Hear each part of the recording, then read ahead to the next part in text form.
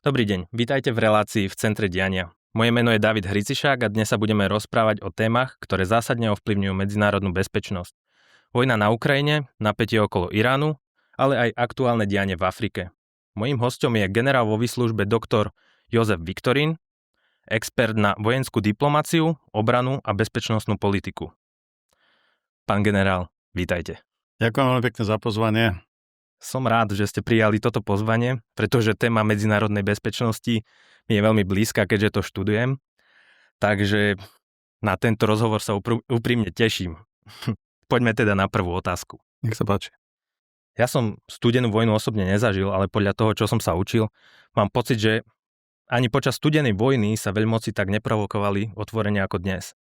Dnes vidíme dodávky zbraní, spravodajskú podporu, útoky na ruské územie a čoraz priamejšie zapojenie Západu do vojny. Kde je podľa vás hranica, za ktorou Moskva povie, toto už nie je vojna s Ukrajinou, ale vojna z NATO? A keď si úprimne myslím, že si to uvedomujú, ale inak sa opýtam, dokedy si podľa vás NATO myslí, že Rusko jadrovú zbraň použije? Až dovtedy, kým ju naozaj použije? Áno, nachádzame sa, aj táto vaša otázka smeruje k tomu, nachádzame sa vo zvláštnom geopolitickom prostredí v súčasnom období, kde neplatia pravidlá, kde neplatí medzinárodné právo, kde neplatí v podstate skoro nič. Tak ako ste spomínali v priebehu studenej vojny, aj keď boli rôzne provokácie medzi východom a západom, medzi Ruskom, Spojenými štátmi a tak ďalej, tak dokázal niekto v tom porozmýšľať a zdravým rozumom povedať, že dobre, poďme si sadnúť a poďme urobiť nejaké dohody, ktoré by to ľudstvo chránili a vytvárali mu mierové podmienky. A myslím si, že dneska tá, ja by som to povedal, že tá nenávisť voči východu, ktorú smeruje, ktorú vidíme, ten závan tej nenávisti, lebo je to nenávisť, smerom na východ zo strany niektorých západných krajín a v podstate západu ako celku, neprináša nič dobrého. Vidíme to v samotnom konflikte medzi Ruskom a Ukrajinou. Ruská strana špecifikovala, teraz ku koreňu vašej otázky, špecifikovala, že špeciálna vojenská operácia dneska prešla do riadnej vojny. A bude na nás, a teraz parafrázujem ten citát, bude na nás, akým spôsobom tú vojnu my budeme brať, či to je vojna proti Ukrajine, alebo či to je vojna proti celému západu, proti štátom Severoatlantickej aliancie. Ja som tento výrok je totižto vyvoláva zdesenie, keď sa nad tým trochu zamyslíme a si ho rozoberieme, zanalizujeme, lebo tým pádom sme veľmi, a nie na prahu, ale už za prahom začatia 3. svetovej vojny, lebo vidíme, že niektoré atribúty, ktoré spĺňajú tie kritériá vyvolania vojenského konfliktu a vojny ako takej, už prebiehajú. Ako ste spomínali, spravodajské informácie, dodávka zbraní. Nekontrolovaná dodávka zbraní, upozorňujem, nekontrolované financovanie ukrajinského režimu a tak ďalej. Ja som čítal, že Veľká Británia poslala 150,000 dronov na Ukrajinu. Keď si zoberieme, Veľká Británia stojí za všetkým zlým, čo vidíme dneska na Ukrajine. To treba otvorene, jasne a zreteľne povedať. A nie je to prvýkrát, samozrejme, nie je to prvýkrát, že takýmto spôsobom sa Veľká Británia angažuje. Nie nadarmo ešte prezident Biden povedal, že dobre, Amerika si svoju úlohu splnila v začiatkoch konfliktu a teraz to necháme na Veľkú Britániu, nech to dokončí. Samozrejme, on už cítil vtedy potrebu, že Spojené štáty by mali z tohto konfliktu vycúvať a podieľať sa na tých sekundárnych a terciálnych záležitostiach, respektíve tak, aby neboli iniciátori zvyšovania toho konfliktu medzi Ruskom a Ukrajinou. Čiže tým povedal viacej, než možno povedať chcel, a povedal to a potvrdil to, o čom sa v tom priestore bezpečnostných analytikov hovorilo, ale nikto to nepovedal nahlas.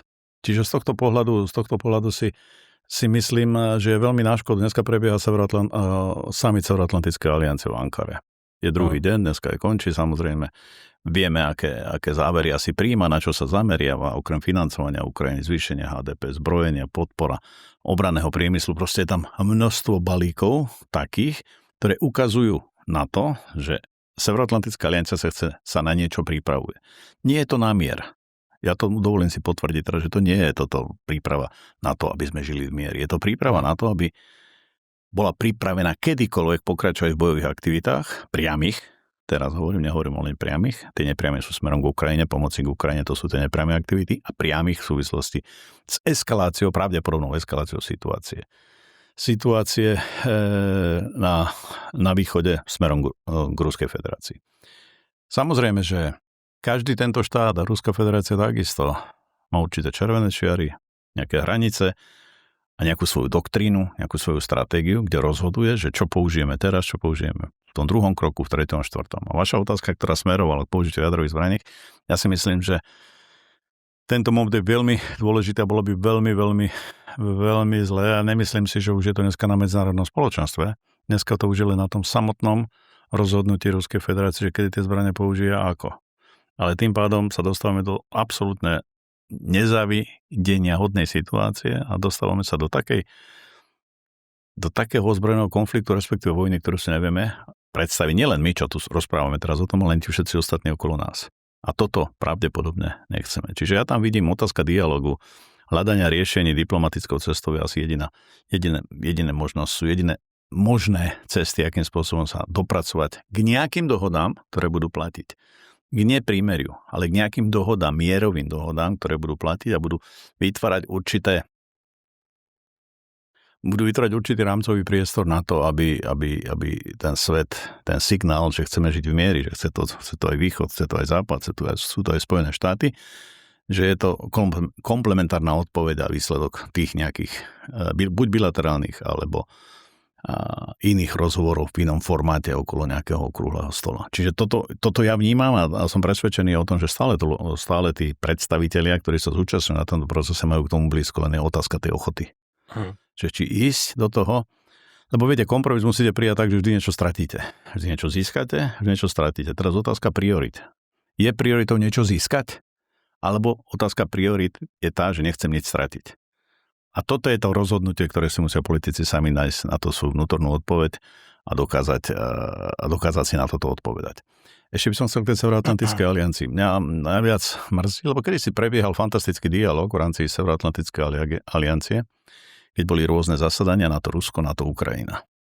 Dneska, okrem toho, že Rusko je najväčší nepriateľ, čo bolo konštatované v rámci tých diskusí, ktoré prebiehali v aliancii, vôbec sa nikto nezaobral tým, že dobre, poďme obnoviť nejaký ten dialog, poďme sa baviť na tejto úrovni, poďme zbližovať názorovo sa a poďme si vytvoriť priestor, kde nebudú prekvapenia. Či už vojenské, politické, ekonomické, alebo akékoľvek iné. Nie, toto tam nezaznelo. Čiže z tohto nemám dobrý pocit práve. Asi takto. Dobre, ďakujem pekne. Pán generál, a z toho, čo hovoríte, vyplýva, že hranica medzi odstrašovaním a skutočnou eskaláciou môže byť naozaj veľmi tenká. A práve pri tejto téme sa dostávame aj k politike Spojených štátov a k Donaldovi Trumpovi. Tak poďme teda k druhej otázke. Donald Trump počas prezidentskej kampane hovoril, že vojnu na Ukrajine dokáže veľmi rýchlo zastaviť. Dokonca hovorilo sa o nejakých 2 týždňoch, lenže realita je taká, že vojna stále pokračuje. A medzi tým pribudli aj ďalšie ohniská napätia najmä okolo Iránu, Izraela a Spojených štátov. Teraz ale Trump tvrdí, že hovoril s Putinom a takisto, že hovoril s pánom Zelenským a že obaja chcú vojnu zastaviť. Ako to čítate vy? Je mier na Ukrajine dnes bližšie ako kedykoľvek predtým? Alebo naopak stojíme tesne pred ďalšou veľkou eskaláciou? Vidíme, že tá eskalácia už nastala. Vidíme tie útoky, ktoré sa zintenzívňujú z jednej a z druhej strany. A vidíme, že ukrajinská strana zasahuje vnútrozemie Ruskej federácie v horizonte 2000 až 3000 kilometrov. Teraz samozrejme, teraz si povedzme otvorene, že vojenské kapacity Ukrajiny nie sú také, aby dosiahla zasiahnuť do vnútrozemia Ruskej federácie. V týchto 1000 kilometrov, o ktorých hovorím, to znamená, že samozrejme tá ruská strana, alebo tá druhá strana, záleží na to, ak si to posluchač vysvetlí, určite nebude hlúpa, aby si dokázala zanalyzovať, že kto poskytuje tú pomoc a prečo k tomuto dochádza. Čiže samozrejme, že prioritné pre všetkých, pre mňa osobne, je tá kategória mier veľmi dôležitá. Či sme k nej blízko dneska, a po tých rozhodnutiach, ktoré odozneli, ktoré prijala aj Severoatlantická aliancia na samite v Ankare, je veľmi ešte taká otvorená otázka, by som povedal, 70 miliard, ktoré na to chce tohto roku ešte Ukrajine. Samozrejme, do toho sú započítané niektoré záležitosti, ktoré už boli Ukrajine poskytnuté a ďalších 70 miliard na budúci rok sú obrovské finančné prostriedky, keď si zoberieme, že máme ešte 90 miliard, ktoré odsúhlasila Európska únia, plus 20, ktoré ešte Zelenský požadoval od Európskej únie, tak sa bavíme o neskutočnom balíku finančných prostriedkov, ktoré majú všetky smerovať do oblasti vojenstva, obrany, zvyšovania vojenských kapacít vyzbrojovania a tak ďalej, materiálneho, technického a podobne. Čiže toto práve vytvára taký ten nie práve mierový precedens. Práve naopak. Vytvára to precedens na to, že chceme v nejakej, jak by som to nazval, že v nejakej etape chceme pokračovať v tej vojnovej činnosti. A toto je to nebezpečenstvo. Vracam sa aj k tej prvej otázke, jak som odpovedal vám na to, lebo samozrejme, že na mier sa treba tiež pripraviť. Ale okrem toho, že sa na ten mier pripravíme a že budeme pripravení sa brániť v prípade nejakého konfliktu, je potrebné viesť jasný a zreteľný dialog s tou druhou stranou, od ktorej očakávame možno nejaké ohrozenie. Čiže v tomto prípade tento druhý fakt vôbec nie je viditeľný v rámci tej geopolitickej stratégie a geopolitických zmenách, ktoré dneska vidíme okolo seba. Čo sa týka Trumpa, samozrejme tie jeho výroky sú známe veľmi výrazne. Žiadna vojna, zvlášť keď sa to dotýka také mocnosti ako Ruská federácia, sa nedá ukončiť za 3 dní. V žiadnom prípade takéto výroky nepomáhajú mierovému procesu, aj keď Anchorage bol silný signál k tomu, že by mohla nastať mierová situácia, že by mohlo dôjsť k nejakej dohode. Tá bola ešte aj predtým, keď boli rozhovory v Turecku, samozrejme, a znova zásahom Veľkej Británie. Vtedy premiéra Johnsona v podstate ukazuje sa, že ten mier a tá snaha dosiahnuť mier bola zmarená a v podstate Ukrajinci boli vohnaní do takéhoto konfliktu a do tej eskalácii toho konfliktu, aké sa dneska nachádzame. Kedy si nás učili v škole, že k Trumpovi akurát toľko tieho výroky, proste asi by bolo zbytočné komentovať, to máte jak vo fotbale, tá červená karta, ktorá bola, aby som to odľahčil aj túto otázku. Jednak nevedel, čo je červená karta, keď mu to vysvetlili, tak povedal, že to faul nebol. Skoro mu zlomili nohu tomu fotbalistovi z tej druhej strany, podľa tých záberov, ktoré som videl. A keďže ani toto nepomohlo, tak povedal, že ten brazílsky rozhodca je nebezpečenstvom pre Spojené štáty a že treba sa na to pozrieť. Čiže vytváranie si imaginárneho nepriateľa, podsunutie nejakej informácie, ktorú v podstate taká informácia verejnosť osloví, samozrejme, a výsledok tu máme hneď a okamžite. Takže si myslím, že aj keď dneska minister zahraničných vecí Rubio trochu popiera výsledky stretnutia Trumpa a Putina v Anchorage, tak stále si myslím, že to je veľký priestor na to, aby niektoré záležitosti boli dotiahnuté do konca. A teraz je otázka, kto chce ich skôr dotiahnuť do konca. Či na prvom mieste sú to Rusi, ktorí to chcú dotiahnuť do konca, alebo ten Západ. Lebo ten Západ samozrejme potrebuje surovinovú základňu. Kde je surovinová základňa najväčšia? V Rusku. Samozrejme. Takže vidíme, že on sa dostáva do ekonomickej krízy a fungovanie tohto systému, ktorý vidíme na Západe, sa opiera práve o to, že potrebuje zdroje na to, aby existoval. Keď ich nemá, tak hľadá tieto zdroje. A aj spôsobom tým, že vyvolá vojnový konflikt, zhodí režim, zvrhne režim a tak ďalej, sa dostáva k tomu primárnemu, čo on potrebuje k tomu svojmu vlastnému prežitiu. Toto je to nebezpečenstvo a preto si myslím, že áno, sme bližšie k mieru, nie k prímeriu. Ešte raz hovorím, prímeria a mier sú dve rôzne kategórie a ja osobne som zastancom prímeria, k tomu sa možno ešte dostaneme pri ďalších otázkach, že prečo. A ukončenie konfliktu medzi Ruskom a Ukrajinou musí byť ukončené mierovými dohodami, nie prímerím. Lebo prímerie na konci dňa ukáže, že tá vojna pokračuje. Pomôžem si Klausovičom inými prostriedkami, ale takými, ktoré tí ľudia naokolo nevidia, ale proste pokračuje. Či to sú spravodajské hry, spravodajské aktivity, či sú to nejaké teroristické aktivity na cudzom území a podobne rôznymi partizánskymi skupinami. Čiže z tohto dôvodu toto je jediná cesta a myslím si, že áno, je tá šanca ten mier dosiahnuť. Stále to ja tak vidím, že je tá šanca ten mier dosiahnuť, len sa musí upustiť z tej útočnej retoriky, ktorá ide z druhej strany. A generálny tajomník Rutte, tie jeho poznámky, ktoré aj zazneli oficiálne, samozrejme, že sa musí zorientovať najprv zemepise, lebo on asi na západe vtedy neštudovali zemepis, len geografiu. Videl som, výsledok toho je, že Rusko je menšie než Belgicko a Holandsko, respektíve také veľké ako Belgicko a Holandsko. Áno, takže nie je to žiadny problém pre Severoatlantickú alianciu, ale to nevadí, to je tá nabubrenosť niektorých ľudí a lídrov, ktorí dneska sedia na stoličkách, sú na funkciách v úvodzovkách, žiaľ Bohu, a riadia tieto procesy v medzinárodnom pohľadu. Dobre, ďakujem pekne. Pri Ukrajine sa väčšinou hovorí o vzťahu Ruska, NATO a Spojených štátov, ale menej sa hovorí o napätí medzi samotnými spojencami Ukrajiny a tu sa dostávame k Poľsku. Poľsko bolo od začiatku vojny jedným z najväčších podporovateľov Ukrajiny. Ale dnes vidíme, že medzi Varšavou a Kyjevom sa opäť otvárajú staré historické rany. Mám na mysli Volínsky masaker, ale aj nedávne rozhodnutie prezidenta Zelenského pomenovať ukrajinskú vojenskú jednotku po hrdinoch UPA. Myslíte si, že Poliaci otvárajú otázku historických krívd a budú žiadať nejaké reparácie alebo územia vplyvu na západnej Ukrajine? A ak áno, nehrozí, že po rusko-ukrajinskej vojne príde ďalší konflikt medzi slovanskými národmi, tentokrát medzi Poliakmi a Ukrajincami? Všetká pomoc z strany Poľskej republiky smerom k Ukrajine na začiatku boli politické rozhodnutia. Hlasy, ktoré sa vracajú k tej historickej pamäti, ktorá v Poľsku je, a je to veľmi citlivá téma. To, čo robili Benderovci v Poľsku, jak vypalovali dediny, vraždili ľudí, to nebolo, že 5, 6, 7, 8 náhodou, ale to bolo systémové útoky v tom poľskom národe sú. Čiže ukázalo sa teraz, že politická podpora je jedna vec, ale len otázka času, kedy tí ľudia, ten národ sa nejakým spôsobom ozve a urobí taký obrovský tlak na svoje vládnúce špičky, že tie sa nebudú môcť brániť tomu, že by o tom nerozprávali. A práve ten krok, ktorý sa udial na Ukrajine, ktorý práve prezident Zelenský proste vyvolal všetky tie vášne. Ja.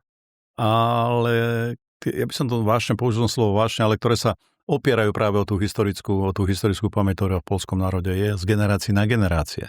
Oni v podstate o tom vedia, akým spôsobom sa tí Benderovci správali k Poliakom, občanom poľskej národnosti, na poľskom území dokonca a tak ďalej. Čiže vyznamenanie, udelenie toho titulu tej jednotke bolo asi prekročenie toho Rubikonu. Vidíme, že prezident Nawrocki je teraz dobré, že tam je taký balans z hľadiska toho politického vládnutia v Poľsku, že prezident je z PiSu, samozrejme nezávislý, ale pochádza z PiSu, vyšiel z PiSu zo strany predsedu Kačinského. A Tusk, platforma obyvateľstva a tak ďalej bývala. Čiže je tam taký ten balans a nárazníkové pásmo, ktoré vytvára, že áno, máme iný názor. Z úradu prezidenta zaznieva a toto nie. V žiadnom prípade. Výsledkom toho je odobrať tie vyznamenania na Zelenskému. Samozrejme, čo to vyvolalo? Čo to vyvolalo na strane Ukrajiny? Jednak nervozitu, podraždené reakcie a odkaz asi na tom, že však ešte nie je všetkým dňom koniec a Ukrajina si bude robiť to, čo ona uzná za vhodné, nedá si od nikoho do toho rozprávať. To je veľmi silný signál, ktorý potvrdzuje, že Ukrajincov, ich zmýšľanie, ich filozofiu treba poznať. Aby sme vedeli im rozumieť, akým spôsobom oni budú postupovať v prípade, že sa im vyjde v ústretí tak, ako sa im vychádza v súčasnom období. Čiže my si nemôžeme myslieť, že tým, že im poskytneme miliardy, tým, že im poskytneme neviem čo všetko možné, že oni sa budú správať k ostatným štátom, ktorí budú v tom jednom košíku spolu s nimi, že sa s nimi budú správať korektne. V žiadnom prípade nie. Ono sa to ukazuje dennodenne. Oni potrebujú len vašu pomoc. Oni nepotrebujú vás ako štát. Toto sú veľmi ohrozené práve také štáty, ako je napríklad Slovensko. Je to náš sused. Musíme hľadať korektné relácie bilaterálne s Ukrajinou, aj vzhľadom k tomu, že keď si zoberieme vojenské kapacity, vojenské skúsenosti a tak ďalej do súčasného konfliktu, je niečo také, čo má pre bezpečnosť Slovenska veľmi, jak by som to povedal, veľký význam, ale v toho svojho negatívneho pohľadu, že v prípade nejakého narušenia tých vzťahov, rozpínavosti Ukrajiny by to nepocítilo len Poľsko, ak ste sa pýtali, ale samozrejme všetky menšie štáty, ktoré sa nachádzajú v tomto priestore vrátane Slovenska. Čiže napätie medzi Poľskom a Ukrajinou, samozrejme ja počítam, že bude aj v budúcom období, bude veľmi silné. Otázka je aj taká, že skôr či neskôr, mám dojem, že na budúci rok sú voľby v Poľsku. Neviem presne, ale pravdepodobne je to tak jak u nás, čo môže ovplyvniť samozrejme jednak volebný výsledok v Poľsku a tá filozofia o tom, že toto je naše poľské územie, lebo keď si zoberieme ešte územia, ktoré sú dneska na Ukrajine, Lvov a tak ďalej, to bolo vždy patrilo Poľskému kráľovstvu. Je to v podstate tam obrovský národný cintorín poľský a vždy, keď sa robí nejaká slávnostná ceremonia, tak táto ceremonia je vždy znevažovaná rôznymi skupinami na Ukrajine, ktorí v podstate nesúhlasia s tou históriou, ktorej sa Lvov ako taký dotýka, to len ako poznámka na záver. Čiže eskalácia tam môže nastať, samozrejme. Neverím, že by to vyvrcholilo nejakým vojenským konfliktom. V tomto momente neverím, že by to vyvrcholilo nejakým vojenským konfliktom a medzi Poľskom a Ukrajinou, ale môžu sa zhoršiť tie vzťahy do takej miery, že sa to môže prejaviť aj v pozastavení, krátkom pozastavení bilaterálnej spolupráce medzi Poľskou republikou a Ukrajinou v niektorých segmentoch ako takých. Aj keď Poliaci hovoria, že dobre, podporujeme politicky, ale zastavujeme dodávku migov, nedáme vám ich, zastavujeme dodávku zbraní, nedáme vám ich, zastavujeme finančnú podporu, aj keď budeme súhlasiť s tou finančnou podporou, ktorá bola prijatá na samite v Ankare v rámci tých záverov. Čiže tam sa vytvára nejaký, by som povedal, taký druhý front vo vnútri Poľskej republiky medzi politickými špičkami, akým spôsobom postupovať k Ukrajine, pristupovať k Ukrajine a akým spôsobom rozvíjať tieto vzťahy do budúcnosti. Myslím si, že toto bude veľmi, veľmi dôležitá záležitosť a z hľadiska eskalácie samotnej situácii v Strednej Európe, to nazvem takýmto spôsobom, a toto nás ešte len čaká. V súvislosti po ukončení situácie medzi Ruskom a Ukrajinou a nastolenia mieru, ako som hovoril, eskalácia po nejakom čase medzi Ukrajinou a Poľskom z hľadiska vzťahových relácií, nevojenských, vzťahových relácií môže len nastať. Podal by som ešte poznámku k tejto otázke, kedy si nás učili, že dobre, keď to Rusko, čo je lepšie pre Európu? Či keď je Rusko v Európe, alebo keď je Rusko mimo Európy? Lebo vieme, ak je rozložené geograficky Rusko. To znamená, že samozrejme celá tá odpoveď v nejakom období a aj dneska na to sa reaguje, že vždy pre tú Európu je lepšie, aby to Rusko bolo v Európe a nie v Ázii. Lebo vidíte, ja tým otváram samozrejme, ale naznačujem, že spojenie medzi Ruskom, Čínou, Severnou Koreou a niektorými inými ďalšími štáty vytvára obrovské ohnisko napätia medzi týmito štátmi a Európou ako kontinentom. A Spojenými štátmi samozrejme taktiež. Dobre, ďakujem pekne. Zostaneme ešte pri širšom pohľade na bezpečnosť, ale presunieme sa z Európy na Blízky východ. Tam vidíme konflikt, ktorý sa síce odohráva mimo nášho regiónu, ale jeho dôsledky môžu veľmi rýchlo zasiahnuť aj Európu. Keď vidíme americké základne okolo Iránu a nie iránske základne okolo USA, vieme si ľahko aj domyslieť, kto je tu agresor. Tento konflikt sa ale začal izraelskou genocídou v Gaze. Reálne tomu konfliktu ani nejak sám úplne nerozumiem, ale nepripravuje sa tým pôda pre konflikt, ktorý nebude len regionálny, ale náboženský a možno aj celoeurópsky? Áno, už možno dneska je náboženský svojím spôsobom, keď je to tak, keď sa o tom takto nehovorí. Samozrejme politika Izraela je postavená na tom, aby sa dokázali samostatne brániť a vidia tam samozrejme hlavného nepriateľa, vidia Irán, samozrejme videli hlavný nepriateľ Hizbalah a tak ďalej a podľa toho bola aj stanovená ich stratégia v súvislosti s týmto konfliktom. To, do akej miery zachádzajú, to, čo do akej miery robia, akým spôsobom sme to videli tie trosky v Gaze a tak ďalej, vyvolalo nielen svetové pohoršenie vo svete. Vidíme aj reakcie zo Spojených štátov osobne, lebo Trump a Netanyahu sú, môžeme povedať, že blízkych kamaráti alebo priatelia, ale aj napriek tomu tie Spojené štáty so všetkými týmito rozhodnutiami nesúhlasia. Vidíme, že reakciu Paríža napríklad, respektíve čo ma prekvapilo, Francúzov, ktorí sú veľmi, veľmi tvrdí v súvislosti s týmto vojenským konfliktom alebo vojenským ťažením Izraela smerom cez Gazu, Libanon a tak ďalej. Takže vidíme, že to skončili, že boli ukončené diplomatické vzťahy. V OSN je veľké napätie v súvislosti s týmto konfliktom. Treba to vidieť v tom širšom kontexte. Samozrejme, Izrael vychádzal z toho, že má silnú podporu Spojených štátov. Netvrdím, že ju nemal, netvrdím, že ju nemá, ale do toho zasiahla vojna medzi Spojenými štátmi a Iránom, ktorá mala byť v trojuholníku Izrael, Spojené štáty a Irán. Samozrejme, nakoniec to zostalo už len medzi Spojenými štátmi a Iránom. Výsledok čoho je, a tam myslím, že bol veľký ten strategický vojenský omyl, ktorý sa dopustili. Pri plánovaní tohto útoku nepočítali sa. Počítalo sa s tým, že Irán bude reagovať smerom na Izrael. Nepočítalo sa s tým, že bude reagovať prioritne na americké základne, ktoré sa nachádzajú v regióne. Čiže týmto si myslím, že vojensky zaskočili aj Spojené štáty, lebo toto bola ich odpoveď taká vojenská, z ich pohľadu racionálna, že nie Izrael prioritne, bude to sekundárny cieľ, prioritný cieľ budú všetky vojenské základne americké, ktoré sú na Blízkom východe. A keď sa chceme baviť o miery, to je ďalší krok, tak dobre, tak treba, aby Spojené štáty opustili Blízky východ. Do akej miery? Toto sa prenesie do tej dohody, lebo dneska je prímerie. A tam sa vrátim k tomu, čo som hovoril, naznačoval. Viete, dneska prímerie znamená, že vediete vojnu tak, alebo pokračuje vo vojenskom konflikte, že v úvodzovkách nikto o tom nevie. Čiže vy ste povedali, že prímerie a výsledok je asi takýto, že ja to poviem na tom príklade, keď sa Hizballah s Izraelom dohodol, že 40 dní bude prímerie a v 35. a 6. dni začali po sebe strieľať, útočiť a tak ďalej. Čo splnilo prímerie? No nič. Preto hovorím, že preferujem mierové rokovania bez toho, že by sme sa bavili o prímeri, lebo aj teraz vidíme včera bolo koľko? 85 útokov, ktoré spravil Irán na vojenské základne Spojených štátov na Blízkom východe. Spojené štáty zastavili alebo povolili 2 mesiace predávať ropu Iránu a teraz to zastavili rozhodnutím včera Trump, ktoré podpísal. A bavíme sa o prímeri. To znamená, že bolo nejaké dokumenty, k niečomu sa prišlo k nejakému záveru, niečo sa podpísalo, výsledok je taký, že dneska už nič neplatí, respektíve platí z toho možno 10%. Možno tie 2 papiere podpísané platia, aby to bolo pre nejakú historickú pamäť. Ale obsah je absolútne, ale že absolútne niekde inde.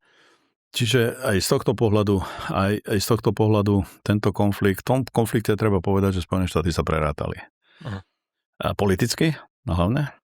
Vojensky takisto. A teraz je otázka, do akej miery, lebo sa na druhej strane treba povedať pozitívne, tí vojenskí operátori na americkej strane sú a plánovači sú veľmi precízni a vedia povedať, že čo všetko hrozí v prípade, že toto urobíme, aké budú tie dopady na Spojené štáty a tak ďalej. A teraz je otázka, či tí politici, v tomto prípade prezident Trump by chcel počúvať, alebo nechcel počúvať. Keď vidím, koľko generálov sa muselo vymeniť, ktorí boli republikáni, ktorí nastúpili do úradov a na vysoké pozície veliteľské po nástupe prezidenta Trumpa a dneska prebieha ich proces odchodu zo zbrojených síl, tak sa mi skôr vidí, že boli racionálni a povedali, že toto nerobme, toto nerobme a tak ďalej. A nebolo to v súlade s tým, čo Trump ako prezident chcel, s tým politickým okolím okolo neho. Takže toto je asi ten výsledok toho. A to vždy to tak dopadne, keď politik si myslí, že rozumie všetkému. A to je jedno, o kom sa bavíme. Jednoducho ten signál svet totiž to nie je skladačka Lego. Musíme sa zobrať, akým spôsobom tá geopolitika dneska vyzerá a keď si myslíme, že to je Lego, že to postavíme takto, že spravíme z toho toto, no tak to sa nám nikdy nepodarí. Tam proste všetko beží mimo politikov a beží svojím, by som povedal, svojím vývojom.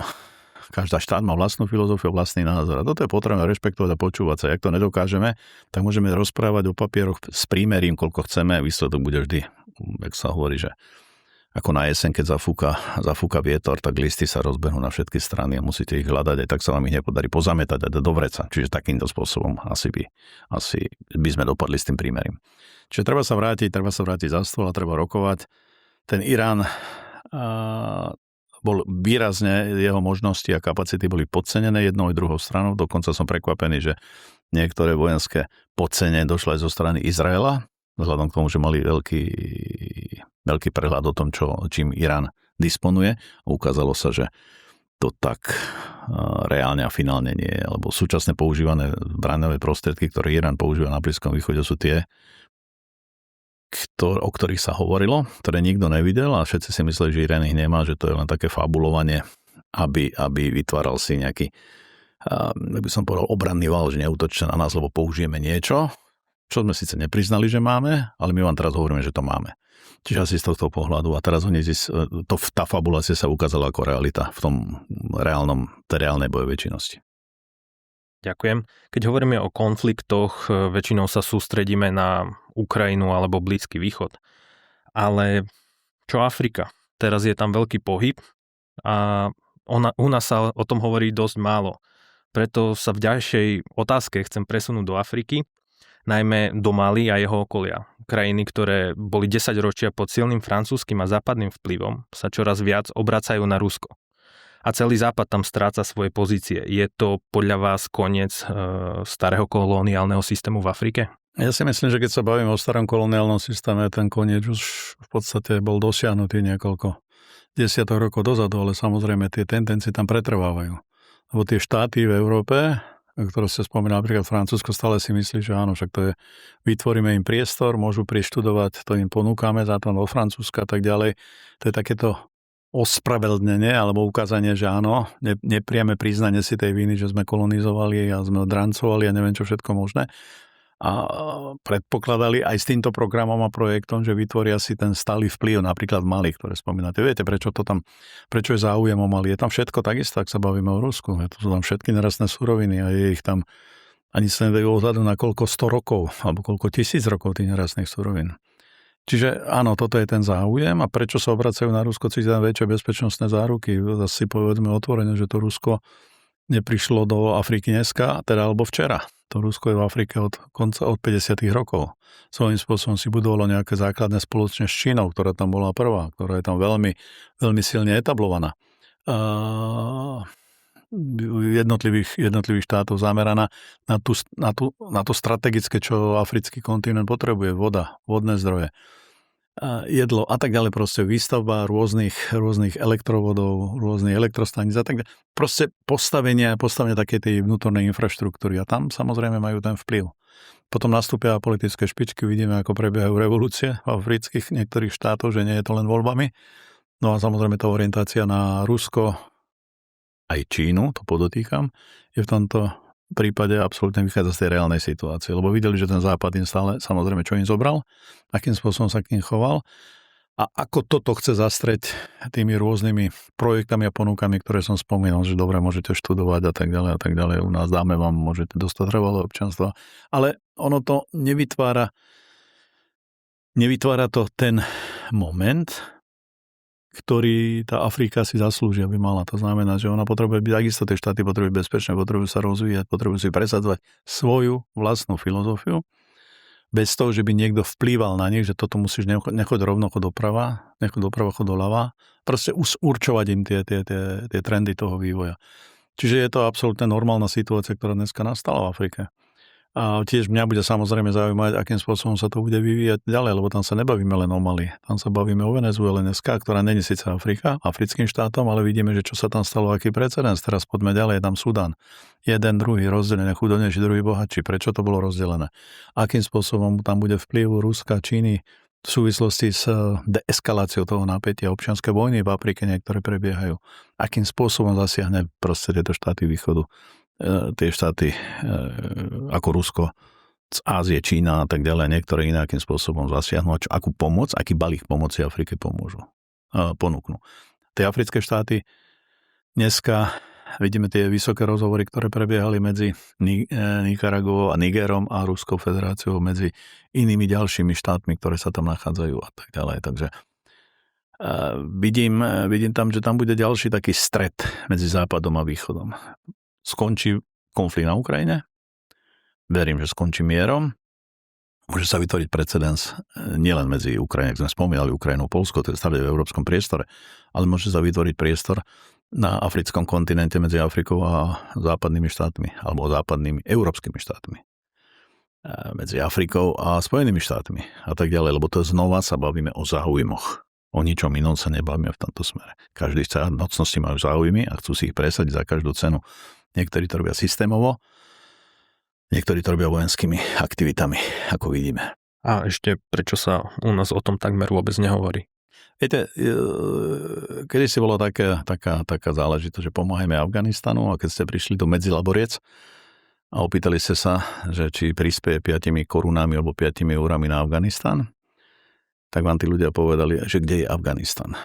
Ja netvrdím, že dneska pri tej vzdelanostnej úrovni, ktorá na Slovensku je, že si niekto povie, že neviem, kde je Afrika, ma nezaujíma Afrika, ale to, že ma nezaujíma, to určite povie, lebo si zobač, že ten bežný človek má iné starosti, sa ráno musí zobudiť, je rád, že má prácu, kde pracovať, musí zabezpečiť rodinu. A potom sa môže zaoberať Afganistanu. Že médiá tomu nevenujú pozornosť, to je v podstate otázka i týmto smerom. Je možno, že len teraz postupne zistíme, že akých expertov na Afriku máme na tých vysokých školách, že prečo ich nevyužívame, prečo ich nevoláme do nejakých diskusí, ktoré by na túto tému boli. Samozrejme, myslím si, že toto si musia elektronické médiá vyriešiť sami svojím spôsobom. Lebo expertov máme, ktorí tomu rozumejú, prešli tým priestorom. niektorí videli ho, vedia ho vyhodnotiť, majú na to nejaký názor. Čiže je to otázka takého, by som povedal, filozofia všeobecnej informovanosti, na ktorú by mali mať médiá záujem. Pán generál, ďakujem vám za rozhovor, aj za váš pohľad na tieto témy. Hovorili sme o Ukrajine, Rusku, NATO, Poľsku, Iráne, Izraeli, Spojených štátoch aj o Afrike. Sú to témy, ktoré možno pôsobia vzdialene, ale v skutočnosti sa veľmi priamo dotýkajú aj bezpečnosti Európy a Slovenska. Takže ďakujem vám, divákom, takisto, že ste sledovali reláciu v centre diania a budem rád, ak nás budete sledovať aj na budúce. Ďakujem. Ďakujem za pozvanie ešte raz a pozdravujem všetkých. Dovidenia.